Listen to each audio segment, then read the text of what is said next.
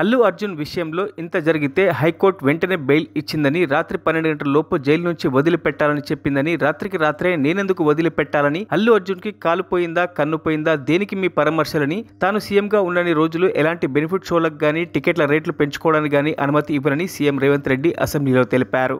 20 दिन के बाद भी इतने एक दिन के लिए उनको पुलिस स्टेशन को लेकर गए तो हाईकोर्ट भी इमीडिएट अजर्नमेंट मोशन, लंच मोशन ले लिए, उनका बेल भी दे दिए, सब कुछ है। आधी रात को 11-12 बजे अपने लोग बोल रहे थे जेल का दरवाजा खोलो, 12 बजे उनको छोड़ो।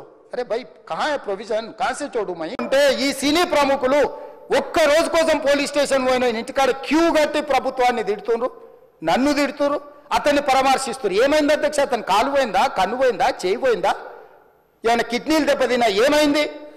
అతన్ని ఇంతమంది సినీ ప్రముఖులు పరామర్శించారు, కలిసిండ్రు, అభినందించారు.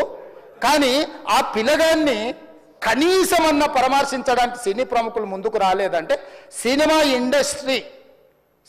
ఇండస్ట్రీలో ఉన్న ప్రముఖులు ఏం ఆలోచన చేస్తుండ్రో, ఏం కోరుకుంటుండ్రో నాకైతే తెలియదు. आप बिजनेस कर लो, आप पिक्चर निकालो, पैसे कमाओ, सरकार से इंसेंटिव्स ले लो, सब्सिडीज ले लो, स्पेशल प्रिविलेज शूटिंग के लिए जो होना है वो मांगो, मगर किसी का हत्या होने के बाद, किसी का जान बचाने के बाद, किसी का जान लेने के बाद आज स्पेशल प्रिविलेज मांगे तो ये सरकार में नहीं मिलने वाले। मैं जब तक मैं कुर्सी में रहता हूं तब तक नहीं देता हूं. మరిన్ని అప్డేట్స్ కోసం మా ఛానల్ ని సబ్స్క్రైబ్ చేయండి.